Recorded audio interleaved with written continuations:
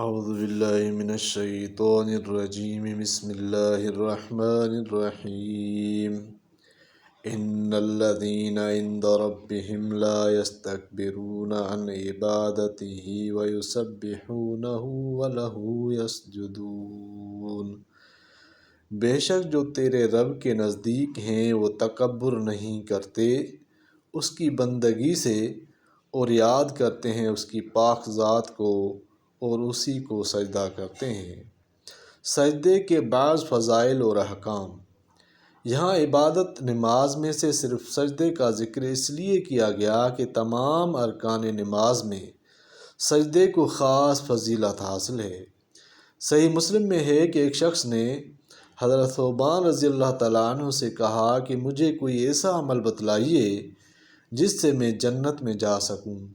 حضرت ثوبان خاموش رہے، اس نے پھر سوال کیا، پھر بھی خاموش رہے۔ جب تیسری مرتبہ سوال کو دہرایا تو انہوں نے کہا کہ میں نے یہی سوال رسول اللہ صلی اللہ علیہ وسلم سے کیا تھا، آپ نے مجھے یہ وصیت فرمائی کہ کثرت سے سجدے کیا کرو، کیونکہ جب تم ایک سجدہ کرتے ہو تو اس کی وجہ سے اللہ تعالیٰ تمہارا ایک درجہ بڑھا دیتے ہیں اور ایک گناہ معاف فرما دیتے ہیں۔ یہ شخص کہتے ہیں کہ حضرت ثوبان کے بعد میں ابو درداء رضی اللہ تعالیٰ عنہ سے ملا تو ان سے بھی یہی سوال کیا، انہوں نے بھی یہی جواب دیا۔ اور صحیح مسلم میں بروایت ابو ہریرہ رضی اللہ تعالیٰ عنہ منقول ہے کہ رسول اللہ صلی اللہ علیہ وسلم نے فرمایا کہ بندہ اپنے رب کے ساتھ سب سے زیادہ قریب اس وقت ہوتا ہے جب کہ بندہ سجدے میں ہو، اس لیے تم سجدے کی حالت میں خوب دعا کیا کرو کہ اس کے قبول ہونے کی بڑی امید ہے۔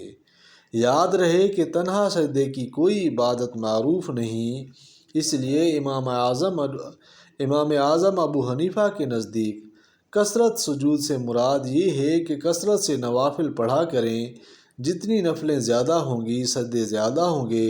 لیکن اگر کوئی شخص تنہا سجدہ ہی کر کے دعا کر لے تو اس میں بھی کوئی مضائقہ نہیں، اور سجدے میں دعا کرنے کی ہدایت نفلی نمازوں کے لیے مخصوص ہے، فرائض میں نہیں۔ الحمدللہ سورہ اعراف ختم ہوئی، اس کی آخری آیت سجدہ ہے۔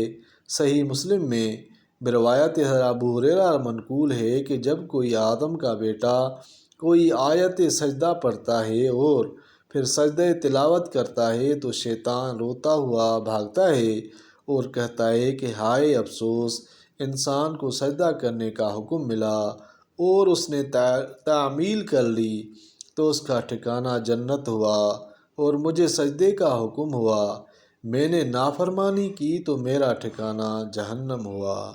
تو آج الحمدللہ سورہ اعراف کا اختتام ہوا۔ جتنی بھی میں نے یہاں پہ بیان کیا سورہ اعراف کا ترجمہ اور تفسیر، جہاں جو بھی کمی کوتاہی اللہ تعالیٰ معاف فرمائے اور ہم سب کو قرآن پاک پر عمل کرنے کی توفیق عطا فرمائے۔ تو یہ میرے چھوٹی سی ایک کاوش ہے، آپ سے گزارش ہے کہ میرے چینل کو لائک، سبسکرائب اور شیئر ضرور کریں، اور دوستوں کو بھی بتائیں اور مجھے بھی دعاؤں میں یاد رکھیں۔ وآخر دعوانا ان الحمد للہ رب العالمین۔